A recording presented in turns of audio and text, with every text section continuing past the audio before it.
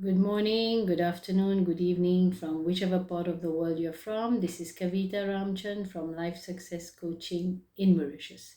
I hope I'm looking at the right side. I think I have to look there. Okay, so I want to talk to you about something.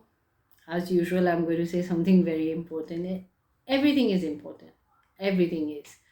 So today the topic is on faith. This is something that is really, really not understood by most people in the world. And I was there too. I'm not saying I got it on day one that I understood what faith meant, but it was very confusing in my mind. What is it to have faith? I felt I had a lot of faith until I discovered what faith is.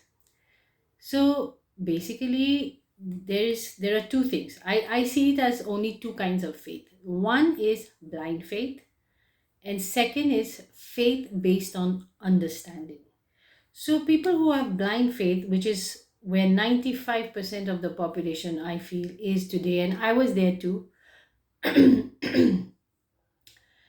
it this kind of faith doesn't hold when you are faced with an adversity or some very strong setbacks. The moment problems start coming, that faith starts to shake, actually. And that I call that as blind faith. Now, what is faith based on understanding? And this I find this very beautiful. It's when you study you as in a person who is living in this universe and who is governed by laws of the universe. You start to understand that all your actions in life, okay, they are not based on anything else but your mindset. Your mindset, your state of mind dictates the actions of your body. If you're feeling sad or low, you're not going to be jumping with joy. Your body is an instrument of your mind, right? Now, suppose I take my example. I'm a very left brain person, okay? I cannot do something until and unless I don't have a logical explanation why I should do it. I think many of you might be like that. There are some people who have so much faith that they don't question anything. They just do what is told to them.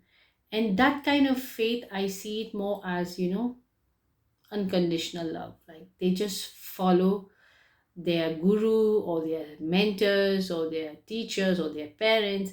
Like the people they revere or idolize, they follow them, no questions asked. But those who have questions, like me, question everything in life. I want to know the why of everything.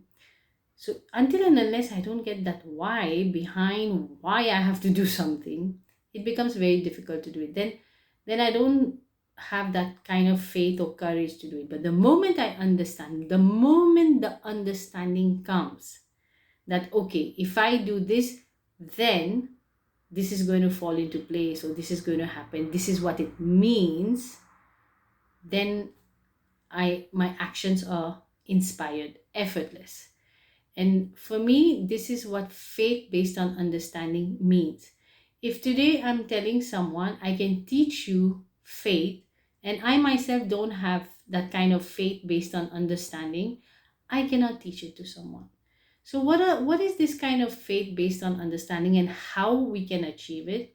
We have to understand one thing, that we form part of this universe, we form part of nature, and we as human beings, our mind is controlled by the laws of nature or the laws of the universe. Now, these laws are not created by us, they are made by a higher power. It was already there when we came, we didn't make them.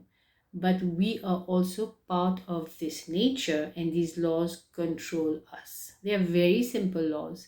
And today I'm going to talk to you about the law of perpetual transmutation of energy. Now, as you know, everything is energy.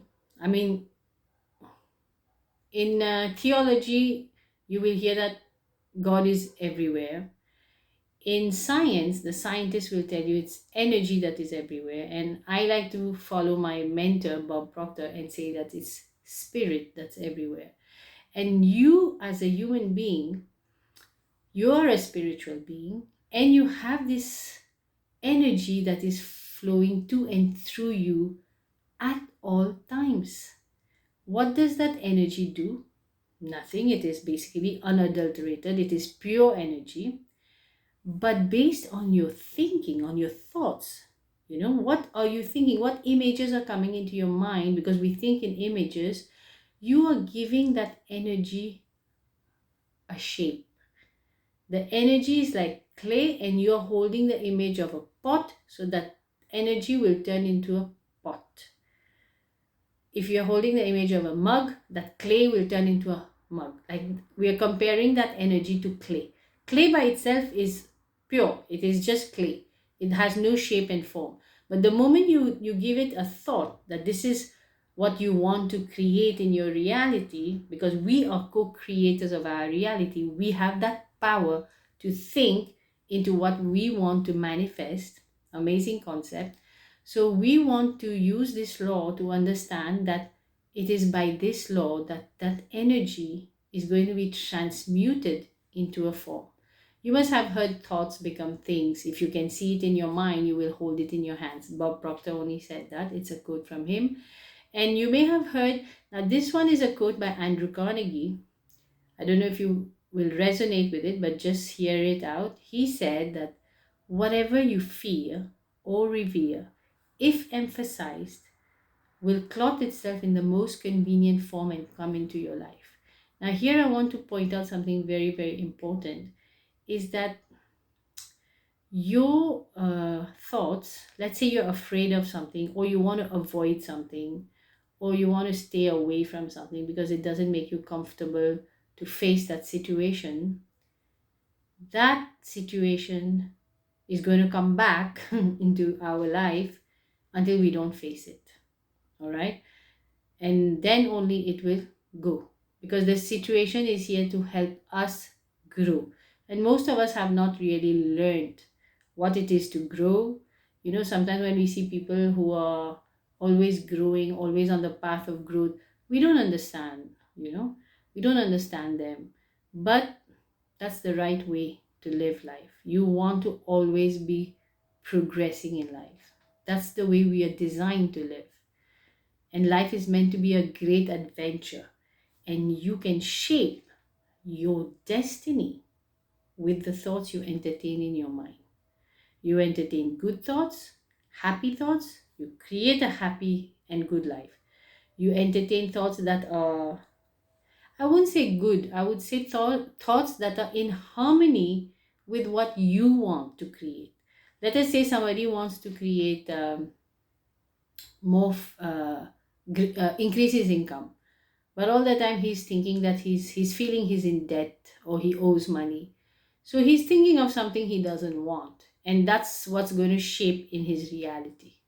So we have that power to co-create with the supreme power, and I find that such an amazing concept, because we are co-creators. Now what we are manifesting is what we are thinking, and most people don't realize that they are the ones who are thinking into the results that they're getting in their lives. And the good news is, at any point of time, they can change the way of thinking and manifest new things in their life. That's such a that concept doesn't stop uh, jazzing me. Not because I did not know this, I knew this, but I didn't know that I knew it. I didn't understand the process behind it. And once I understood the process, all I have been wanting to do is share this with the world, and that's why I'm making these videos. So I hope this has helped you. Remember, there is a law called the law of perpetual transmutation of energy, which is at all times converting your thoughts into your reality. So you want to start to be very, very mindful of what you're thinking at all times. Thank you so much for being on this call. I wish you all the best, and bye bye.